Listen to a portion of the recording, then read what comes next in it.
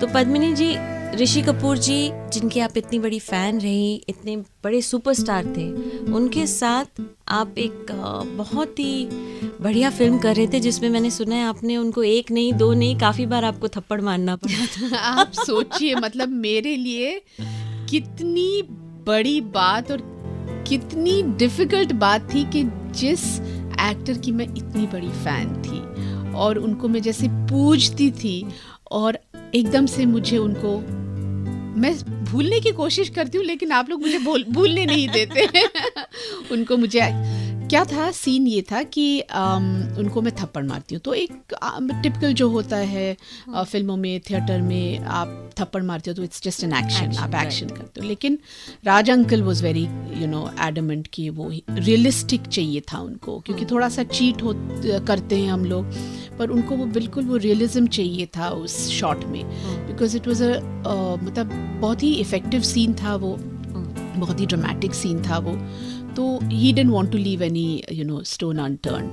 तो उनको था कि भाई मुझे चाहिए, you have to slap him. तो पहले तो मैं आई थिंक लाल होगी टोटली कि मैं कैसे करूँ। तो he was of course, Chintu ji was very cooperative and very kind and he said नहीं डोंट वरी, तुम मारो जोर से, because even it will help me also as an actor, I will also be able to.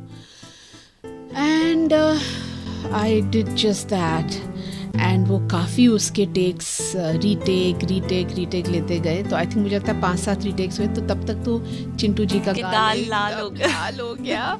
And I was so sad and apologetic towards him.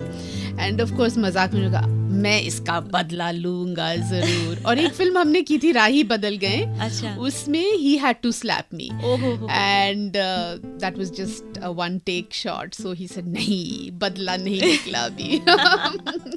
जैसे आपने कहा कि black में भी टिकट्स खरीद के आप पिक्चर देखने गई हैं, उनके साथ सेम फ्रेम में आप खड़ी हैं, रोमांटिक सीन्स कर रही हैं, रोमांटिक गाने कर रही हैं।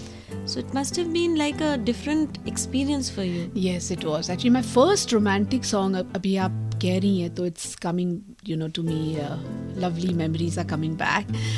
पूछो ना यार क्या हुआ. One of my favorite songs. Oh wow, with Chintu ji, and I think I started my shooting with that song, as far as I remember. और सोचिए कि चिंटू जी के साथ पहली film as leading actress and opposite him and doing a romantic song, मतलब I was shaking. I said oh my god, क्या करूं and I the way he emotes and dances, fabulous.